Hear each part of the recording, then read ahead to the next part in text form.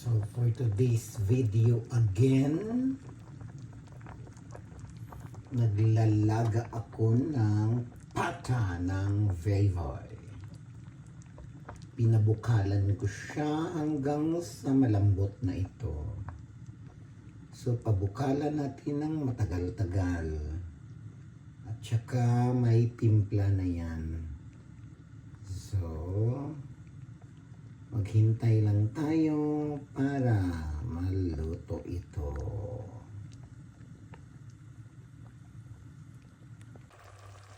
So, ito na yung pata natin guys na nilaga ko lang tapos tinimplahan. So, makakakain na tayo. Pata ng baboy. Nilaga-laga ko lang siya ng matagal. Yeah.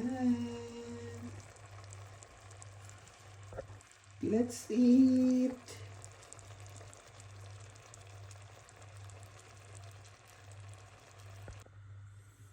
So, ito na yun guys. Pata ng baboy ang magiging ulam natin for today's kainan.